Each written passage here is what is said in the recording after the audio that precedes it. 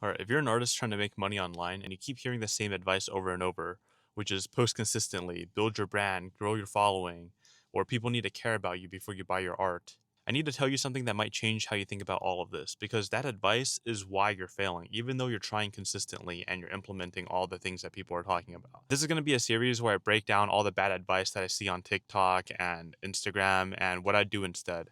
And here's what makes my take different. I'm coming from an e commerce frame and I was able to build a six-figure art business in the last 2.5 years because I didn't follow any of this advice. And most artist advice comes from the gallery world or the traditional path, where yes, people do need to know your story, your journey before they pay $1,000 for your piece at the gallery. But that's not how e-commerce works. And if you're trying to sell art online, you're in e-commerce whether you realize it or not. So today I'm going to be addressing the first piece of bad advice, which is people need to care about you before they buy your art. So that advice obviously comes from the traditional art world.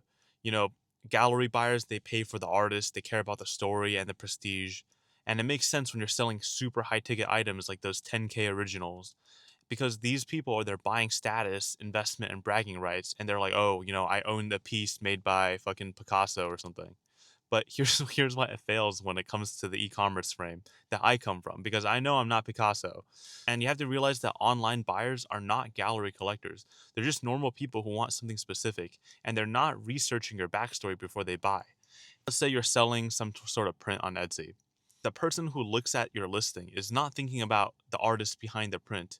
And unless you're some sort of like cinematic master storyteller who is going to make like a 20-minute YouTube video talking about your story and why this art means so much, no one is going to care. You have to have a very special story for people to care.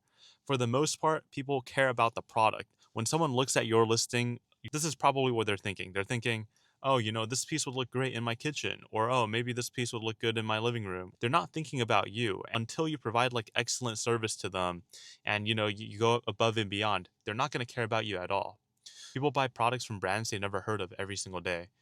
So Amazon, Etsy, there's millions of transactions from complete strangers, and nobody cares about the founder's story before buying a phone case. And it's the same thing with art. Value is communicated through the offer, not the personal relationship.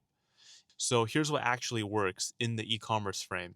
You want to lead with value, not yourself. Think about the final end feeling that the person is going to get, and you want to sell that feeling to them. You want to make it easy to buy and you reduce friction as much as possible. Stop trying to make people care about you first, and you start communicating why they should care about what you're selling.